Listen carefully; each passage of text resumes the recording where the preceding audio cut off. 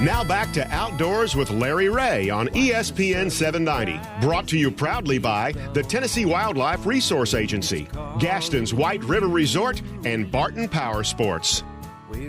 Hey, good Saturday morning. Welcome back to Outdoors with Larry Ray. And I really mean back because we've been talking outdoors, and now we're going to switch gears and talk a little waterfowl, and we'll talk about one of my favorite places to visit. And Guy Trebo's sitting in with him this morning. And Guy, you know that tourist destinations, Ducks Unlimited should be on the bucket list for a lot of folks. Yes, it is. It's a beautiful place over there, and Memphis is so proud to have DU. Yes, as its national. I mean, their national headquarters is here, and if you walk in over there, yeah, it ain't like walking into an office building. No, it's not. No. It is very unique. You walk into a museum, right? Yeah. You look over there and you think those people are real. You do think those people are real. Yeah, I talked to one of them one time, and they don't give you the right answers, but anyway, it's fun. They're old and stiff over there. Yeah, like me. Yeah, but hey, one of our favorite folks over at DU, and I know he doesn't like to talk about himself, but we're going to talk about him anyways. Our good friend Scott Yaich, he is the Ducks Unlimited chief scientist, and Scott was recently awarded the Association of Fish and Wildlife Agency's highest honor, the Seth Gordon Award, and that's a pretty cool thing. And first of all, good morning, Scott. Good morning, Larry. How are you? We're doing great. Did you expect to get this? No, one should rarely expect to get awards, but that's right. This was very humbling and totally unexpected. I sat in the audience for probably 25 or more of these banquets, and you watch the awardees every year, and the Seth Gordon is always the last one of the banquet, and you're sitting there and you're thinking about, well, am I going to get together with my friends at the bar after this? Yeah. And then when they announced your name, I mean, I was literally dumbstruck. I mean, I literally don't remember some of the things that were said because, one, I was shocked and dumbstruck, and then two, trying to think of what you're going to say when you have to go up there and make at least a few remarks. Yes. But, no, it is quite an honor. I mean, I know a lot of the awardees in the past. Steve Wilson, my old boss, ex-director at the Game and Fish Commission in Arkansas, was a previous awardee, and I know another number of other state directors, and I just don't mentally put myself in the same category as those folks. So it really is an honor. Was anybody with you that knew you were going to win? Did any of the DU folks know this and set you up? Yeah, there were several people at our table. Paul Schmidt was one of them. Okay, Paul. Another person they knew, and they had kept it a secret from me. And I found out later that my wife actually knew. Oh, man. Okay. And she kept it a secret from me. She wasn't there, but about a week and a half before the meeting in Tucson, all of a sudden she got a wild hair and wanted to come to Tucson, and I said, "What the heck is the matter with you? You know how much a ticket would cost at this late date?" And it just didn't. I didn't understand it because she knows how these meetings are, and typically I go from committee meeting to committee meeting. Oh and then after I was announced as the awardee, it became clear to me why she wanted to suddenly come to Tucson. Well, it's a deserving award for you. Scott, I know you've devoted so many years, and kind of recap to our listeners out there a little bit about your career. Well, I've been fortunate to be able to focus, largely on wetland to waterfowl conservation my whole career. I mean, I often say I have a grand slam. I've worked in academia, state government, federal government, and currently it's nonprofit at Ducks Unlimited. But I started working on wetlands really in about 81 on wetland restoration on surface mine lands in the Midwest, and that was really interesting. And then 85 was my first real job in management. That's when I came to Arkansas Game and Fish Commission as the waterfowl and wetlands coordinator, and did that for about 8 years. And a lot of your career is sometimes determined by luck. I was lucky to be there at a time when the North American Waterfowl Management Plan was just hitting the ground at 86, and I was the waterfowl guy, and a waterfowl mecca like Arkansas. So that was a great opportunity, and I did that for almost 8 years, and then I went to the Fish and Wildlife Service for 4. Again, focused in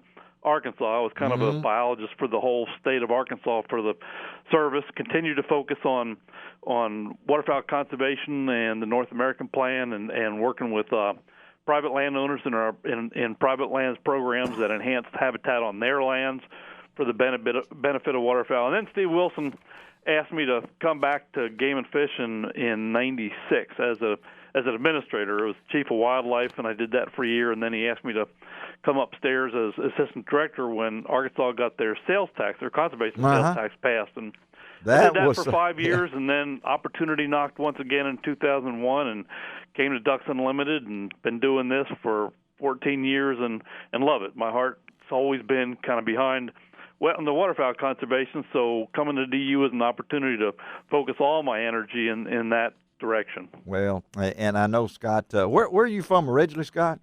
I originally grew up in Pennsylvania. I thought you did. Okay. Yeah, all right. I didn't know anything about ducks until I got to grad school in Southern Illinois, and yeah. I went on my first duck hunt in 1974. I would have been 21 years old, and I was hooked immediately. It was a green tree hunt, and man, it was great. Like I said, I was hooked immediately. Never thought you'd end up in Memphis, Tennessee. I know that. Growing up and things like that. Are you a Penn State guy? Are you? What are you? No, my undergraduate work was at University of Delaware. Delaware. You were a blue hen. Yep, there you go. Not many people know that. Nobody knows that. I know that. Not down here, they don't. Yes, because you know why? Because there was a guy in my church the other day. He had on a Delaware blue hen shirt, and so I said, "How am I going to work that into Scott's segment?" But I had to. You don't see a lot of blue hens down here. No, you sure don't. Scott also, I know, as a chief scientist, it gives you. It's a chance to look at certain things, and we talk to you guys a lot, and we talk waterfowl on this show. Unbelievable! I can't wait. It's getting closer and closer. From your perspective, and what's it look like for this fall? What's we're always fired up. What are you hearing? Well, things are looking good as they, with the caveats that we always put on them. I mean, when I say looking good.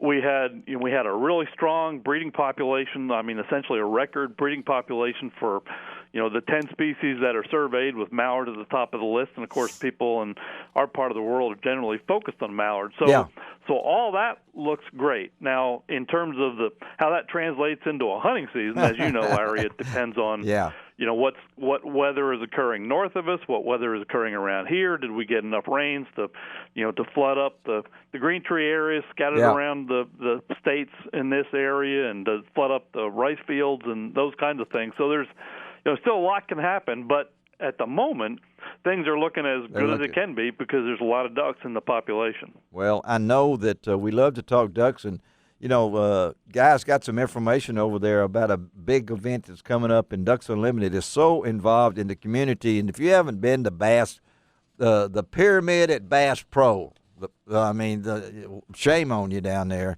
and gone through that heritage, the park, the Ducks Unlimited. I think it's over 4,000 square feet. I'm not sure that they've done. But and I had a chance. What we got coming up here? October 16th through the 25th. That's right. That is the Waterfowl Expo. Started yesterday. And I see Scott's name here. Oh, was it? And I also see Dale Earnhardt Jr. That's right. Will be here. Yes. We're trying to get Dale on the show next week. We're working on that to talk about it because it started yesterday and it goes through the 25th, right? That's correct. That's right. And it's all down at that little bitty pointed place downtown, right? Yes. Yes. And there's a lot of things going on. So you can go to ducks.org, right, Scott? That's right. Go to ducks.org. You can, and I love the DUTV little segments that they did. Those little, that was a cool thing. Though I learned so much by watching those little TV productions that they had. And Scott, what does it mean for you to work at Ducks Unlimited? I got to ask you that because it's like you said, it's a dream fulfilled. But tell our listeners a little bit about your job. Well, it means a lot to be able to spend your life and now in my current time focused on something you're passionate about, which for me is waterfowl and wetland conservation. And one thing about Ducks Unlimited is everybody involved in Ducks Unlimited as members and supporters, they're involved because they want to. I mean, they're not required to pay taxes to DU. Obviously, like government, they're not required to be members. I mean, they're involved in DU because they care about it. So everybody's passionate. everybody's very positive. I mean, it's a different environment than government. I loved working in state government, particularly when I worked for Arkansas Game and Fish Commission. But it's a whole different atmosphere. Everybody's very collegial and cooperative. I mean, when you come into our building here and anybody's got a question that comes in off the street, folks are ready to help. If they don't know the answer, they're ready to take them to the people who do.